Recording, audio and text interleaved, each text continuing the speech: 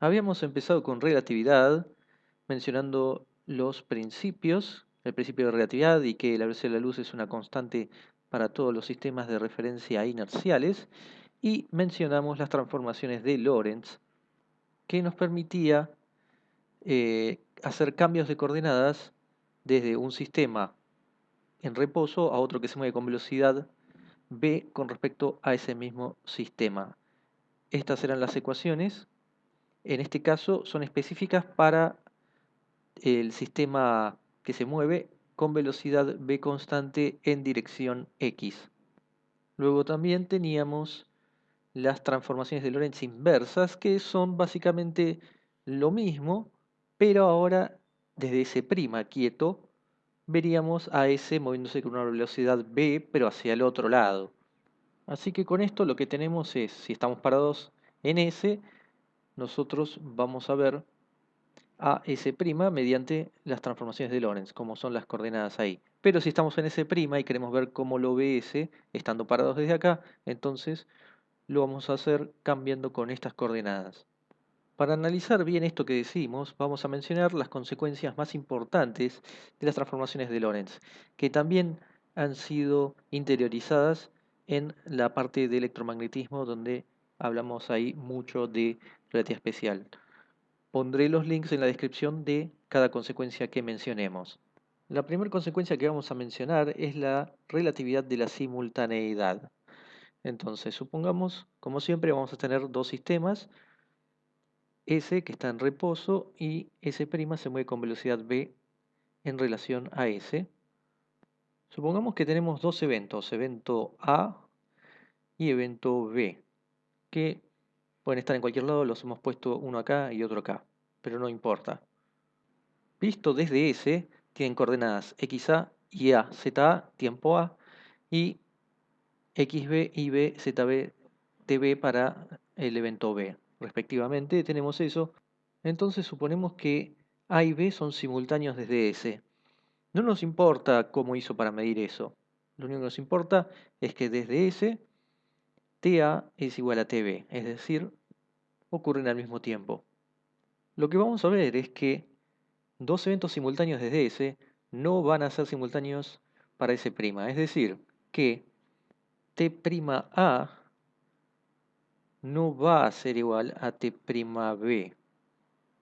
Vamos a usar las transformaciones de Lorentz, ya que es consecuencia de esto.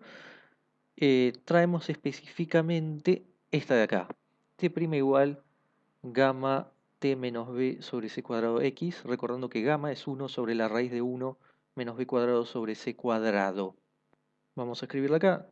T' igual gamma T menos B C cuadrado X y gamma igual a 1 sobre la raíz de 1 menos B cuadrado C cuadrado.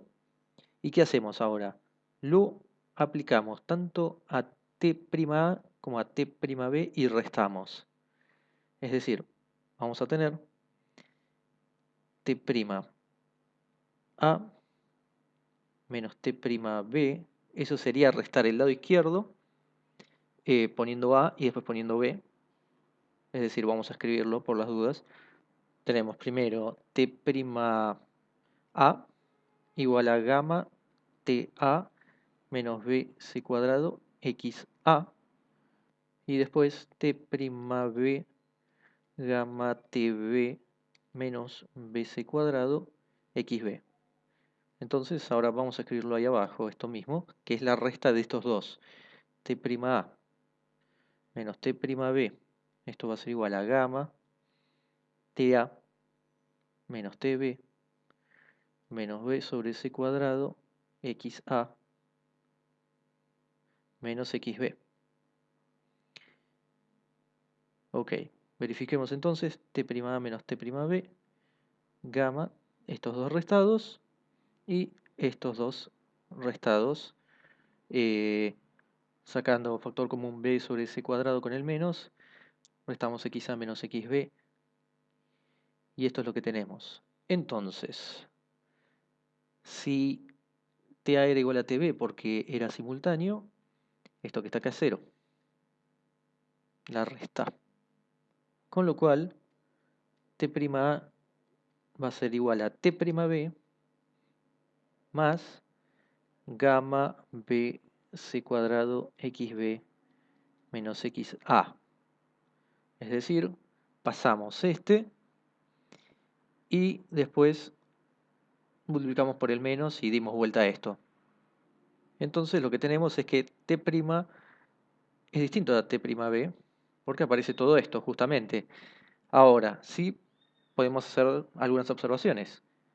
¿Cuándo van a ser iguales? Si B es igual a 0, que es algo esperable ya que van a estar los dos quietos y justo lo que hacía la diferencia era la velocidad. Y también si xb es igual a xa. Eso significa que los dos eventos están en el mismo lugar, por lo menos en la dirección x, que es la dirección del movimiento, que es justamente lo que nos cambia todo. Entonces es necesario esas dos cosas y ya vamos a tener que no van a ser simultáneos. Pero por supuesto, si ponemos que b es igual a 0 o que estas dos cosas son iguales, ya estaríamos hablando de eventos que no son distintos.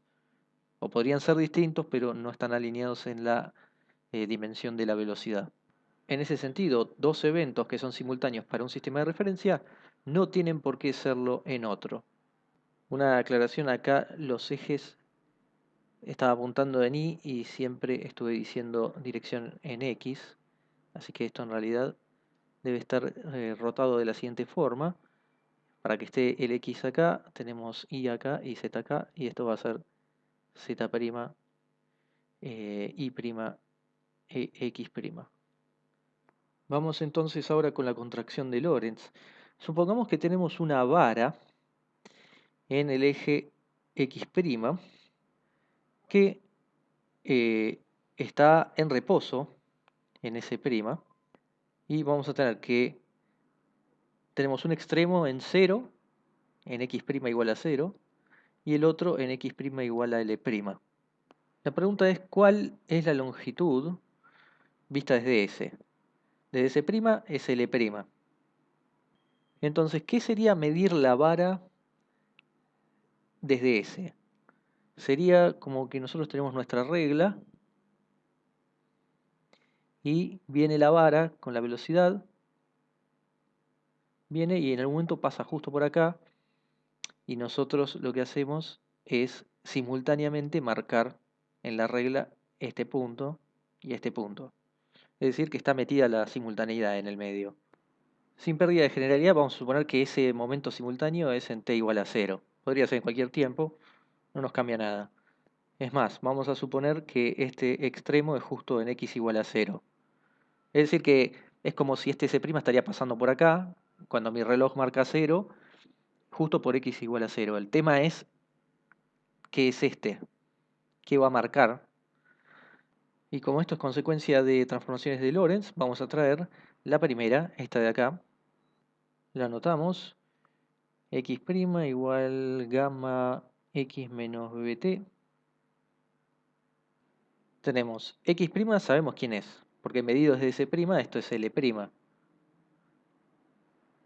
Es lo que queremos ver, pero visto desde S'. Después tenemos el gamma, el x es justamente lo que nos interesa, y bt es 0. Es decir, si despejamos x, nos queda L' sobre gamma. Entonces, llamemos a la longitud vista desde ese L, que por lo que vimos es igual a lo que mide S', pero dividido gamma. Como gamma es 1 sobre la raíz 1 menos b cuadrado c cuadrado, esto resulta ser L' por la raíz.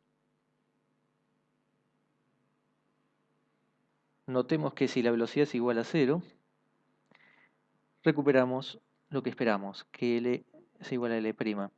Es decir, que si S' ve una longitud de L', S ve una longitud más corta por este factor gamma, que siempre es 1 o más grande, porque 1 es el caso donde la velocidad sea 0. Eso hace que esto se haga 1. Pero si no, si la velocidad es más grande pero más chico que c, esto va a ser más grande que 1. En definitiva, lo que tenemos es que desde S se ve más corto dependiendo de la velocidad. Si es 0, por supuesto, recuperamos que son iguales, pero si no, lo ve más corto. Una observación importante es que este acortamiento ocurre siempre en la dirección de la velocidad. No ocurre ni en y ni en z. Recordemos que las transformaciones de Lorentz nos mostraban que en las direcciones que no son las de la velocidad, ahí no cambiaba nada. I' era igual a i y z' era igual a z. Y por lo tanto, no va a haber acortamiento en las otras direcciones, solo en la dirección x. Vamos ahora con dilatación del tiempo. Supongamos que tenemos un reloj en S y otro en S', en el origen. En particular nos interesa el de S'. Y supongamos que lo hacemos correr desde t' igual a 0 hasta t' igual t grande. La pregunta es cómo mide S este intervalo de tiempo. Vamos a llamarlo t', de modo que el delta t', si esto lo llamamos t'1 y esto t'2, sería t'2 menos t'1, que esto es t menos 0, y el delta t es t, ¿no? Esto primado. ¿Qué es lo que mide S? Bueno, vamos a usar la transformación de Lorentz respectiva al tiempo, esta de acá. Tenemos t' igual gamma t menos b sobre c cuadrado x. En realidad vamos a usar la inversa, ya que nosotros estamos quietos ahora en S'. Por lo tanto, lo que vamos a hacer es ponerle prima, sacar este prima y poner un más. Así lo cambiamos. Y entonces, ahora lo que hacemos es poner este t, que es el que nos interesa. Ponemos, por ejemplo, si queremos t1, sería t'1 acá, que es 0, más b sobre c cuadrado, el x', que lo sabemos que es 0. Con lo cual, ya tenemos que t1 tiene que ser 0. Que esto lo podríamos haber especificado con tener los relojes sincronizados. Pero, ¿qué pasa con t2? Eso es lo importante. Tiene que ser el gamma t'2, que este ya sabemos quién es. Es t', más b sobre c cuadrado, y el x' es el mismo, es 0. Con lo cual esto se va. Y ahora tenemos entonces que t2 es gamma por t'. ¿Qué significa esto? Parecido a lo de la contracción de Lorentz, nada más que ahora lo tenemos multiplicando en vez de dividiendo. Con lo cual, si esto habíamos dicho, el gamma podía ser más grande que 1, en el caso de contracción de Lorentz hacía que se acorten las distancias, acá los tiempos se hacen más grandes, es decir, que el intervalo lo vemos más grande y eso significa que está tardando más. Si tarda más, el tiempo pasa más lento. La moraleja es que relojes en movimiento corren más lento. En este caso fue al revés de como hicimos los otros análisis. Nos paramos en reposo de S', por eso tuvimos que usar la transformación inversa. Y el que se estaría moviendo en ese caso es este para el otro lado con velocidad v. A diferencia de la contracción de Lorentz, que es indirectamente relevante a la física de partículas elementales, la dilatación del tiempo es muy importante. ¿Por qué? Porque toda partícula inestable es como que tiene su propio reloj. Hemos hablado muchas veces de decaimientos y de tiempo de vida medio. En ese sentido, nosotros asociamos un reloj interno a cada partícula que en algún momento suena la alarma y decae o le ocurre algo. Ese reloj, nosotros vemos que está sujeto a la dilatación del tiempo. De hecho, vemos partículas con velocidades muy grandes, relativistas, y por lo tanto esto debería hacerse notar. Por ejemplo, si consideramos los muones, que son parte de los procesos de rayos cósmicos sobre la atmósfera, los muones nunca los podríamos detectar si no fuera porque nosotros vemos que su reloj interno corre más lento. La vida media del muón está medida en el laboratorio, es decir, desde un sistema en reposo. Entonces, los muones en movimiento, que son parte de los rayos cósmicos, van a velocidades relativistas y sus relojes internos van más lento, y por lo tanto, esa vida media medida desde el laboratorio pasa a ser mucho más grande, justamente por este factor gamma. Por supuesto, desde el punto de vista del muón, sigue teniendo que decaer, por decirlo de alguna forma, en su tiempo de vida medio, pero por supuesto él va a haber otro efecto, que va a ser la contracción de Lorentz, que si bien nosotros lo pusimos para una vara, se está acortando el espacio. Así que el espacio que tenga que recorrer se va a acortar. Siempre hay que recordar que cuando hablamos de vida media estamos hablando de un promedio, muchas mediciones y sacamos un promedio. Así que estos cambios en los tiempos siempre se miden para muchas partículas en promedio.